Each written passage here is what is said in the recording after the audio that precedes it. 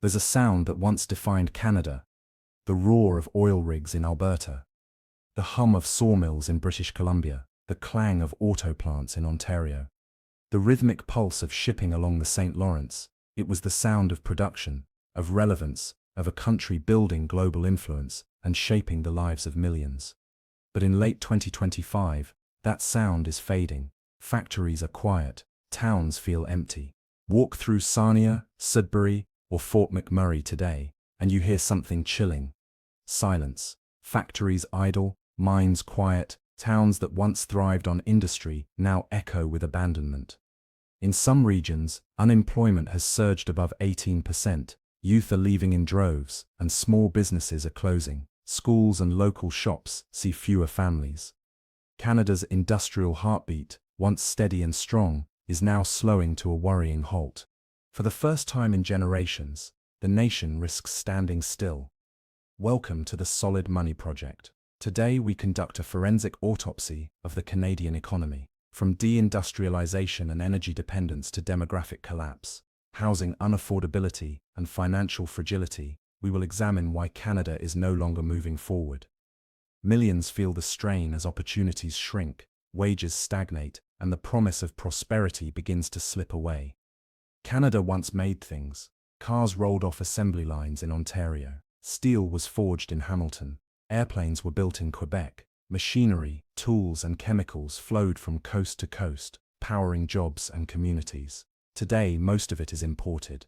Auto plants are closing. Refineries are downsizing. Sawmills and pulp mills struggle to survive. Energy-intensive industries cannot compete with lower-cost producers in the US, China, or Europe, leaving entire towns hollowed out.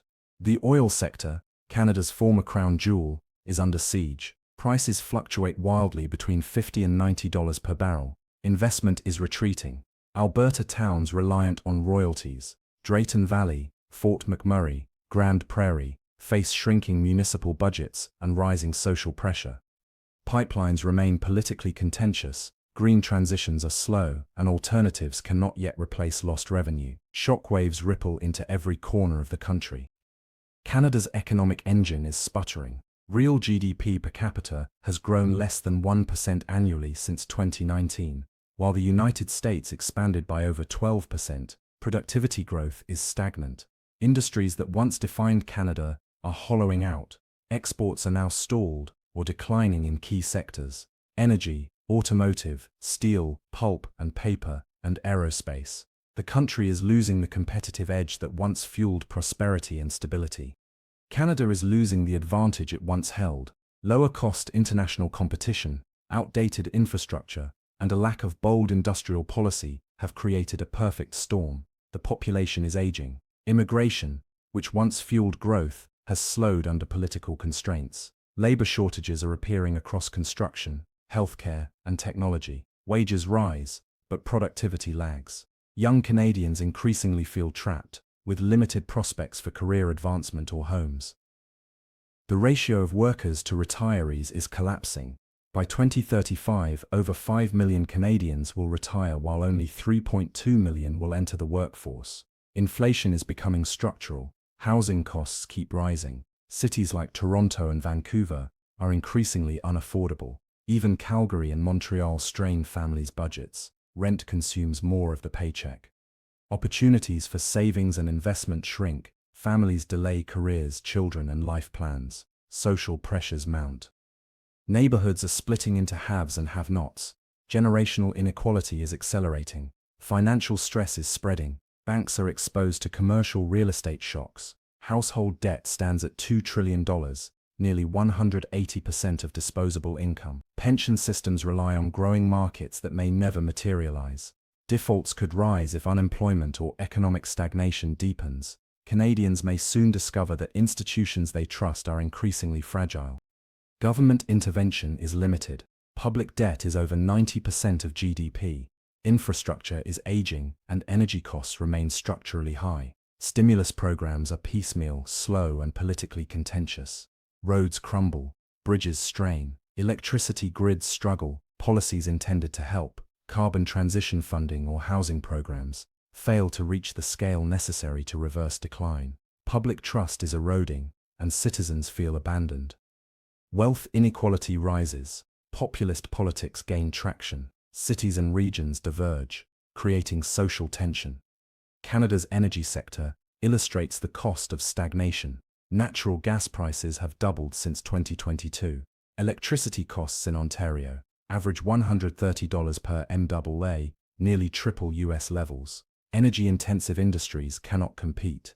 Companies like Aluminary, Alouette, and Nova Chemicals are downsizing or relocating.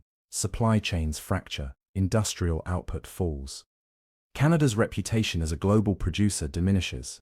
The hollowing out is structural, not cyclical. Production is shrinking, population growth slows, labor markets tighten, the housing affordability collapses, financial systems are vulnerable, social pressures mount.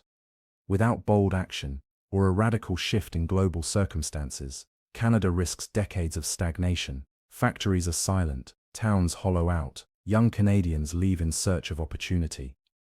The economic and social cracks are widening.